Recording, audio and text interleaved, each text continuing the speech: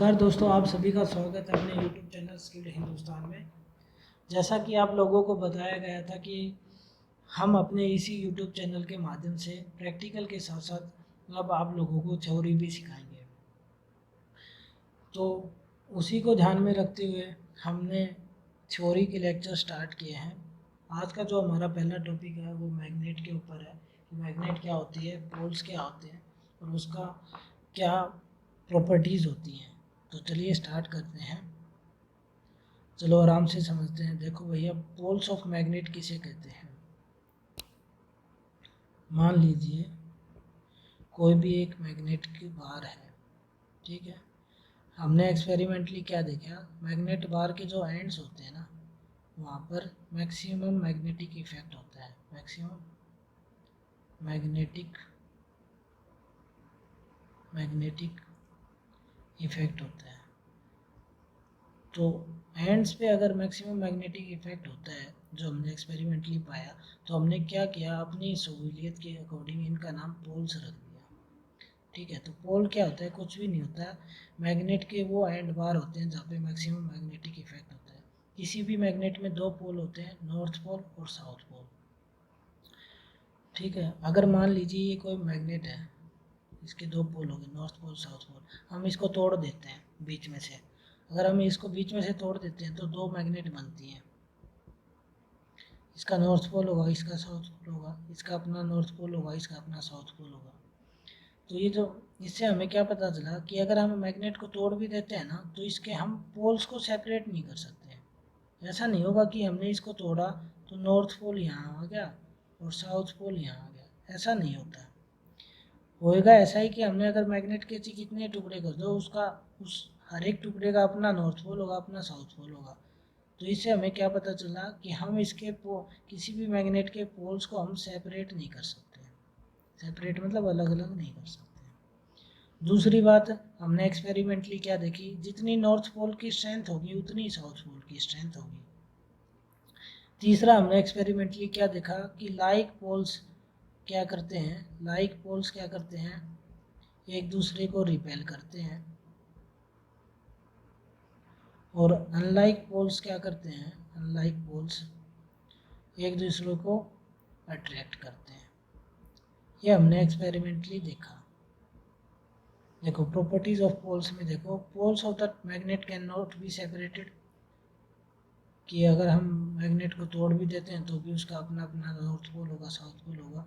To poles of a magnet are of equal strength, जितना north pole की strength होगी उतनी साउथ पोल की स्ट्रेंथ होगी। लाइक पोल्स रिपेल करते हैं, जैसे नॉर्थ नॉर्थ हो गया या साउथ साउथ हो गया। अनलाइक पोल्स क्या करते हैं, अट्रैक्ट करते हैं, नॉर्थ साउथ हो गया, साउथ नॉर्थ हो गया। ये सब हमने देखा हुआ है, तो बस रिकॉल करा रहे थे। अब बात करते हैं magnetic line of forces. Magnetic line of forces क्या चीज़ होती है। सबसे पहले तो ये क्या है, एक पूरा का पूरा इमेजनरी कॉन्सेप्ट है। आपके पास भी मैग्नेट होगी, आपको कहीं उसके चारों तरफ लाइंस नहीं दिखेंगी। तो ये क्या है, एक प्योरली इमेजनरी कॉन्सेप्ट है, इसका कोई रियल एग्जिस्टेंस नहीं है। फिर भी हम इसको क्यों पढ़ते हैं, क्योंकि इससे हमें अलग अलग कॉन्सेप्ट, मैग्नेटिक कॉन्सेप्ट क्या है जानने को मिलते हैं। तो चलो इसके बारे में पढ़ते हैं, क्या क्या एप्लीकेशंस डिफरेंट एक्सपेरिमेंट के बाद आई हैं उनको भी देखते हैं। तो जो सबसे पहली बात होती है ना, ये जो मैग्नेटिक लाइन ऑफ फोर्सेस है, मान लो कोई भी मैग्नेट है, उसके चारों तरफ मैग्नेटिक लाइन ऑफ फोर्सेस होती हैं। वो क्या करती हैं, मैग्नेट के बाहर तो नॉर्थ से निकलती हैं और साउथ में एंटर करती है मैग्नेट के बाहर, और मैग्नेट के इन साइड में है ना, वो साउथ से नॉर्थ आती हैं।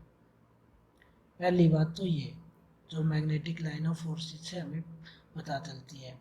दूसरी बात ये पता चलती है कि ये जो मैग्नेटिक लाइन ऑफ फोर्सेस है ना, हमेशा क्लोज्ड लूप बनाती है। नॉर्थ से निकलेंगी ना तो साउथ में आएंगी ही आएंगी। ऐसा नहीं है कि नॉर्थ से निकली और किसी इन्फिनिटी डिस्टेंस पे ये ख़त्म हो गई हो और साउथ में आए ना, ऐसा नहीं होगा।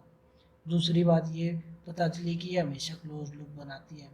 तीसरी बात ये पता चली कि हमने एक्सपेरिमेंट करके कि भाई ये जो मैग्नेटिक लाइन ऑफ फोर्सेस है ना, ये कभी भी इंटरसेक्ट नहीं करती। इंटरसेक्ट का मतलब, ये देखो मान लो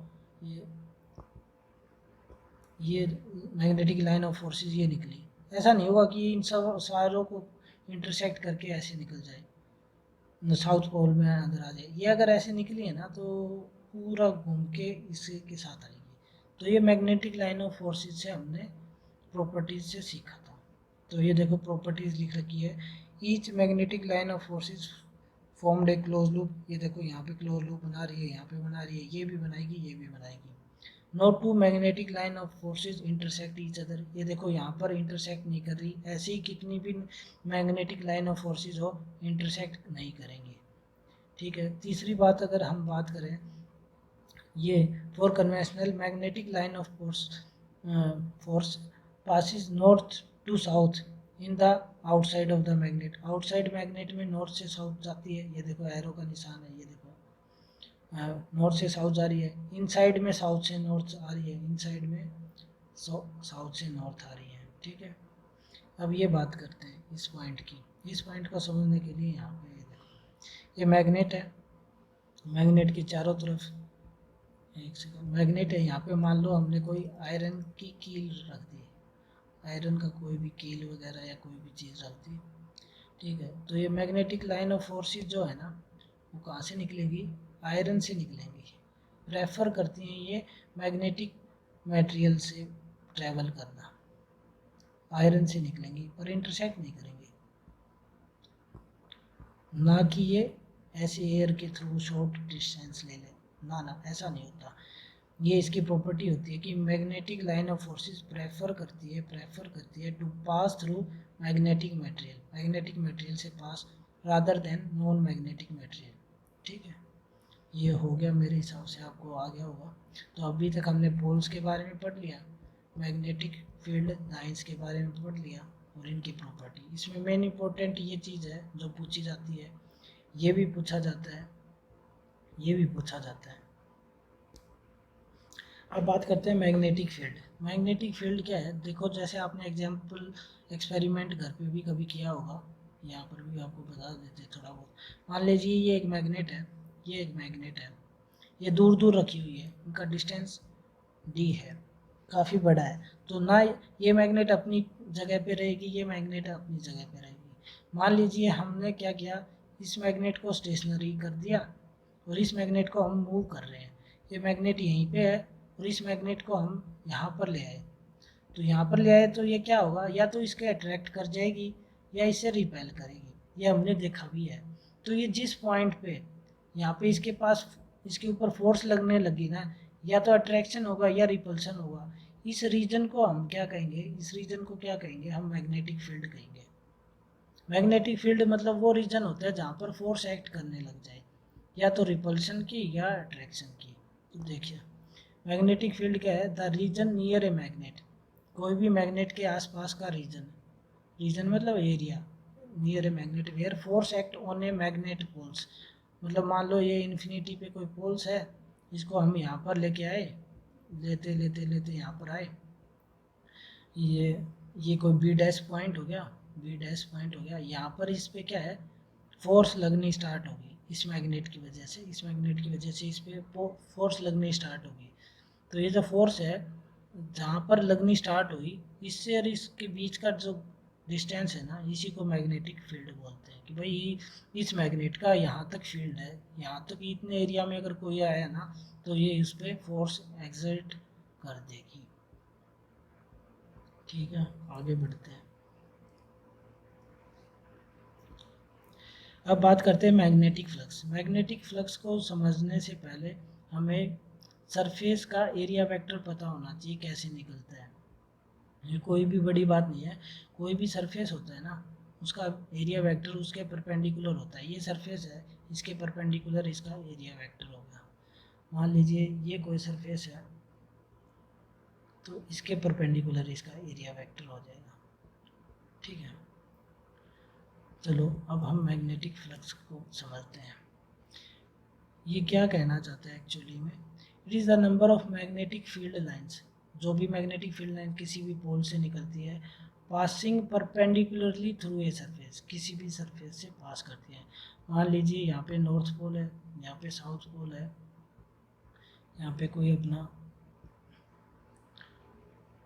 रोटर है, तो ये नॉर्थ पोल से साउथ पोल जाती है आउटसाइड। तो ये जो जितनी भी मैग्नेटिक फील्ड ऑफ लाइंस है ना, ये भी इस जो अपने रोटर है इसको जो जितनी भी परपेंडिकुलर पास थ्रू करेगी ना, उन्हीं मैग्नेटिक लाइंस से क्या होता है, मैग्नेटिक फ्लक्स बनता है। चलो अब हम थोड़ा और इसको आगे समझते हैं। मान लीजिए, थोड़ा इसका फील लेते हैं। मान लीजिए ये एक सरफेस है, ठीक है, यहाँ से मैग्नेटिक फील्ड लाइंस आ रही हैं,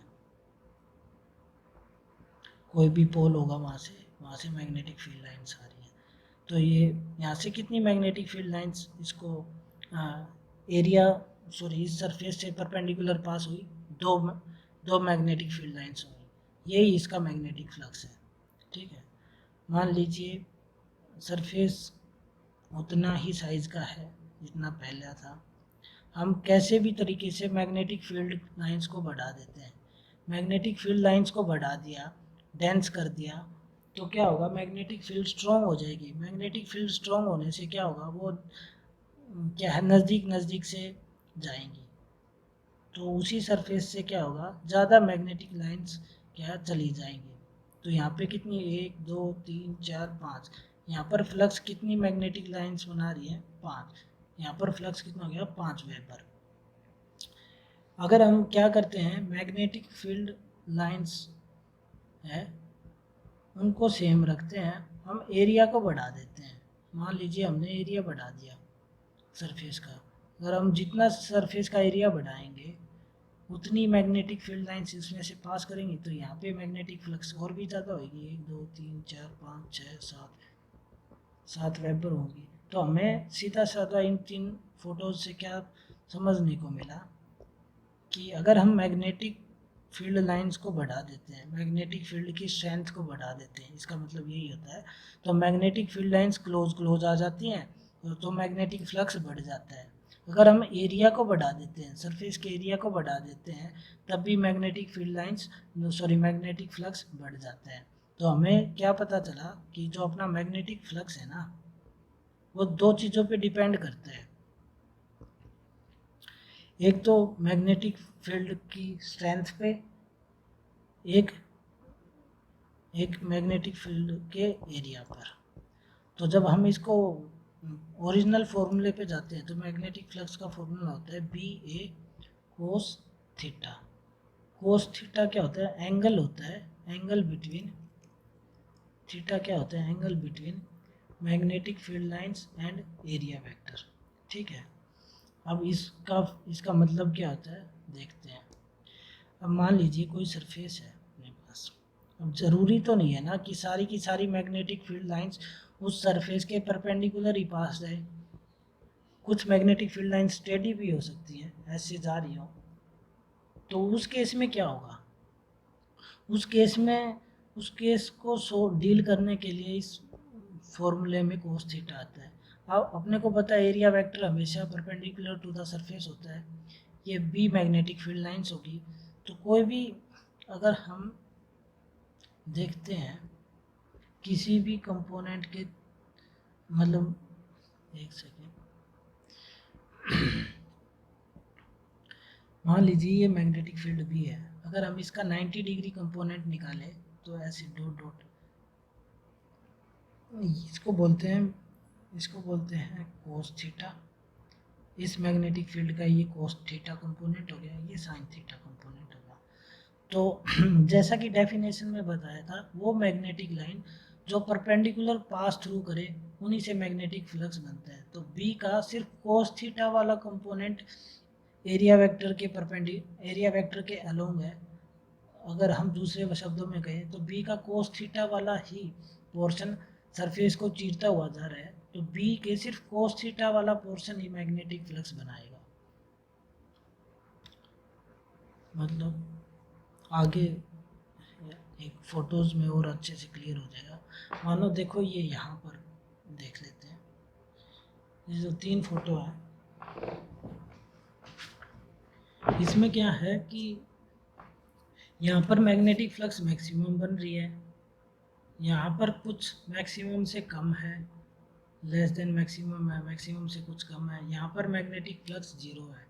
हालांकि अगर आप इन तीनों फोटोज़ को देखो तो यहाँ पर भी सरफेस एरिया है, यहाँ पर भी सरफेस एरिया है, यहाँ पर भी सरफेस एरिया है, यहाँ पर भी मैग्नेटिक फील्ड है, यहाँ पर भी मैग्नेटिक फील्ड लाइन्स है, यहाँ पर भी मैग्नेटिक फील्ड लाइन्स है।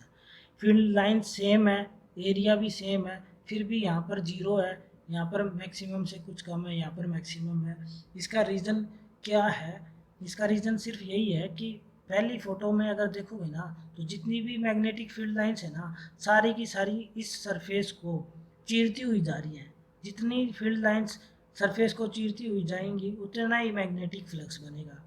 इसमें कुछ कम मैग्नेटिक फील्ड लाइंस चीरती हुई जा रही हैं 90 डिग्री पर, तो इसमें मैग्नेटिक फ्लक्स कम बनेगा। इसमें क्या है, ये जो सरफेस है ना, ये मैग्नेटिक फील्ड लाइन के बिल्कुल पैरेलल में है, इसमें कोई भी मैग्नेटिक फील्ड लाइन इसको चीरती हुई नहीं जा रही, इसीलिए इसमें मैग्नेटिक फ्लक्स जीरो बनेगा।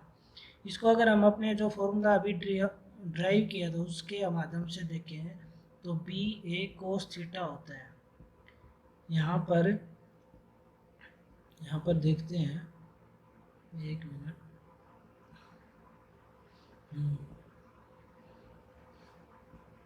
एरिया वेक्टर तो आपको पता ही है, इसका area perpendicular to the surface होता है, इसका एरिया वेक्टर ये होगा परपेंडिकुलर टू द सरफेस। इसका एरिया वेक्टर ये जो ब्लैक ब्लैक में दे रखा है ये है परपेंडिकुलर टू द सरफेस। इसका एरिया वेक्टर क्या होगा, परपेंडिकुलर टू द सरफेस ये होगा तीसरे वाले का। ठीक है, तो चलो हम इसको अभी फॉर्मूले में पुट करके देखते हैं। ठीक है, यहाँ पर देखो बी ए तो वैसे का वैसे आ जाएगा, कोस थीटा, यहाँ पर एरिया वेक्टर और मैग्नेटिक फील्ड क्या है, सेम डायरेक्शन में है, तो इनके बीच में कोई एंगल नहीं है। मैग्नेटिक फील्ड भी ऐसे है, एरिया वेक्टर भी ऐसे है, तो कोस जीरो। कोस जीरो की वैल्यू क्या होती है, कोस जीरो की वैल्यू देखो, कोस वेव ऐसे होती है ना, कोस जीरो की वैल्यू 1 होती है। तो यहाँ पे जो मैग्नेटिक फ्लक्स बना वो बी ए क्या है, मैक्सिमम मैग्नेटिक फ्लक्स बन गया। अब मान लीजिए यहाँ पर क्या है, मैग्नेटिक फ्लक्स तो ऐसे है, एरिया वेक्टर ऐसे है, तो क्या कुछ एंगल से क्या है मैग्नेटिक फ्लक्स काट रही है, तो मैग्नेटिक फ्लक्स का क्या होगा, बी ए कोस थीटा। मान लीजिए थीटा 30 डिग्री है, तो यहाँ पर क्या आएगा, बी ए कोस 30। तो यहाँ पे मैग्नेटिक फ्लक्स बनेगी बी ए कोस 30, ये जो कि बी ए से थोड़ी बहुत कम होगी। अब मान लीजिए इसी केस में आते हैं five B is equal to में बी ए कोस थीटा। यहाँ पे क्या है, मैग्नेटिक फील्ड लाइंस यहाँ पर है, एरिया वेक्टर ऊपर है, तो इनके बीच में कितना है एंगल है 90 डिग्री का। तो कोस 90 क्या होता है, सॉरी ये साइन वेव बन गई, साइन वेव ऐसी कोस वेव ऐसी होती है, कोस जीरो ये कोस जीरो पे मैक्सिमम होती है, कोस 90 पे क्या होती है, जीरो होती है। तो बी ए कोस 90, कोस 90 पे क्या होगी, जीरो होगी। कोस 90 की वैल्यू जीरो होती है, तो मैग्नेटिक फ्लक्स कितनी बनेगी, जीरो बनेगी। तो ये चीज़ें अपने कैसे काम आती है प्रिंसिपल में, आप लोगों ने जनरेटर का या मोटर का प्रिंसिपल देखा होगा, इसको आप लोग आर्मेचर कंसीडर करते हो। आर्मेचर जैसे जैसे घूमता है वैसे वैसे मैग्नेटिक फ्लक्स लिंकेज बढ़ता है, और एक पोजीशन ऐसा आता है कि वो क्या है, आर्मेचर बिल्कुल पैरेलल हो जाता है मैग्नेटिक फील्ड के, और वहाँ पे क्या है, मैग्नेटिक फ्लक्स बनती ही नहीं है, वो ये चीज़ होती है। I hope so magnetic flux आपको समझ में आया होगा। मैग्नेटिक फ्लक्स की ऐसा यूनिट वेबर होती है। ठीक है, तो बस इसमें इतना ही था, बस इसको ध्यान रखना है कि वही magnetic flux, magnetic field lines जो कि सरफेस को चीरती हुई निकले, उसी को हम मैग्नेटिक फ्लक्स कहते हैं। एरिया वेक्टर जरूर ध्यान रखना है इसमें, कभी कभी डायरेक्ट क्वेश्चन ऐसे ही आता है कि मैग्नेटिक फील्ड लाइंस ऐसे दिखा दी जाती है और एरिया ऐसे कुछ लगा के और एंगल बता दिया जाता है, 30 डिग्री है या 20 डिग्री है या जो भी। तो ये हमने आज पढ़ा कि जो आज हमने पढ़ा उसके की पॉइंट्स क्या है, पोल्स क्या होते हैं। पोल्स में हमें सिर्फ इतना ही चीज़ याद रखनी है कि नॉर्थ पोल लाइक पोल तो रिपेल करते हैं, अनलाइक पोल अट्रैक्ट करते हैं। मैग्नेटिक फील्ड लाइंस में हमें याद रखना है कि भाई मैग्नेटिक फील्ड लाइंस क्या है, नॉर्थ से साउथ जाती है, मैग्नेट के बाहर, मैग्नेट के अंदर साउथ से नॉर्थ जाती है। ये कभी भी इंटरसेक्ट नहीं करती और ये हमेशा क्लोज लूप बनाती है। और ये मैग्नेटिक फील्ड लाइन प्रेफर करती है कि मैग्नेटिक मटेरियल से हम पास हों। मैग्नेटिक फील्ड के बारे में हमें क्या याद रखना है, ये एक ऐसा एरिया होता है किसी भी मैग्नेट के पास जहाँ पर फोर्स एक्ट करती है, या तो दूसरे मैग्नेट को अट्रैक्ट कर देगी या रिपेल कर देगी। ठीक है, उसको, उस रीजन को कहते हैं मैग्नेटिक फील्ड। मैग्नेटिक फ्लक्स किसे कहते हैं? मैग्नेटिक फ्लक्स वो चीज़ होती है जहाँ पे नंबर ऑफ मैग्नेटिक लाइंस अगर किसी भी सरफेस को चीरती हुई निकले, उस उसको मैग्नेटिक फ्लक्स कहते हैं। एरिया वेक्टर हमें पता है कि सरफेस के परपेंडिकुलर होता है। कोस थीटा क्या होता है? Angle between magnetic field lines and area vector. ऐसा यूनिट मैग्नेटिक फ्लक्स की वेबर होती है। तो आज के लिए इतना ही। आपको वीडियो लेक्चर कैसा लगा आप ज़रूर बताना, क्या क्या हम इसमें इम्प्रूवमेंट कर सकते हैं वो भी बताना। ओके, थैंक यू भाइयों।